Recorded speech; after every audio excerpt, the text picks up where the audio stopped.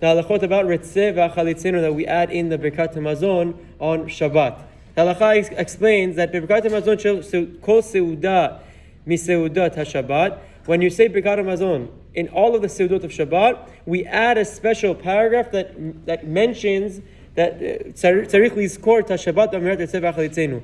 We add a special tefillah, a special paragraph in the Birkat Hamazon where we remember Shabbat, and that paragraph is called ritzeh v'achalitzenu. Why? Because those are the first two words of the paragraph. Ve'imtza Birkat Rachem. This bracha is found after you say the bracha of Rachem. In the middle of Rachem, you add this paragraph. So now what happens if you forget to add this paragraph of ritzeh v'achalitzenu? If you forget to add it in Birkat Hamazon on your first seudah or second seudah, meaning your Friday night meal or your Shabbat morning meal, and now there's many different checkpoints when you remembered. So we'll try to break through them as clearly as possible. V'niskar b'siyum bracha, and you remember at the end of the bracha, chozer larosh Birkat Hamazon, meaning you finish your Birkat Hamazon, you need to go back to the beginning. Even if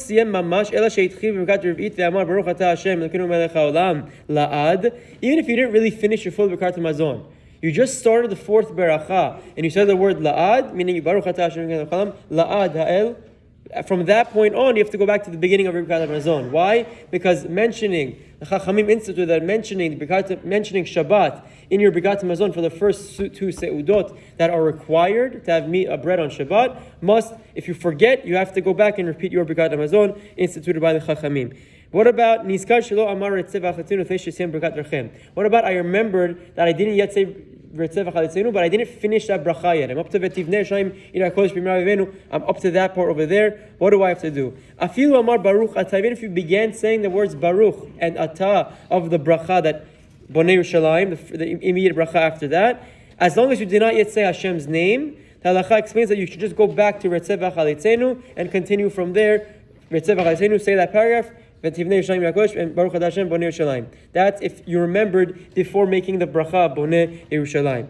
Now, what about if you already said Baruch Atah Hashem Bonei Yerushalayim? Amen. You finished that beracha. So now this is a interesting scenario. In that situation where you already said the bracha, you don't go back yet, but because you didn't yet begin the fourth beracha, you're in like no man's land, if you want to call it, where Chachamim allowed for you to make another bracha that you mention Shabbat, and you fulfill your obligation of having to mention Shabbat. What's the lashon of this bracha? Baruch atah Hashem, Elokeinu melech haolam, asher natan Shabbatot leminucha, le'amo Yisrael be'ava leot ve'laberi ulbrit. Baruch atah Hashem, mekadesh Shabbat. That bracha you can add in between Bonei Yerushalayim and the fourth bracha Birkat Hamazon, and it works. You don't have to repeat all of the Birkat Hamazon again.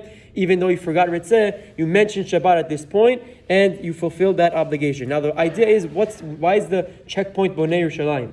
So very quick, because initially from Mideoraita, from the biblical law, the first three brachot of Birkat Hamazon are the ones that are Mideoraita, are the ones that are obligated from the Torah. The fourth bracha that we call a Tova Metiv, that bracha was instituted later on by Chachamim. The Gemara explains different reasoning because they allowed them to, the bodies didn't decay, and they were able to bury the bodies in the massacre of, I think, Hargei Beitar. But that's a separate reason. So that checkpoint, even though the Birkat Hamazon continues, the checkpoint of the biblical aspect ends at Bonei Yerushalayim, which is why you want to remember to make sure you say this Ritzeh in that segment, in the part that's still obligated from the Torah. And if you start the fourth bracha, you have to go back to the beginning. These are complicated halachot. The trick that Rabbi Chaim always teaches us is pray from a Siddur.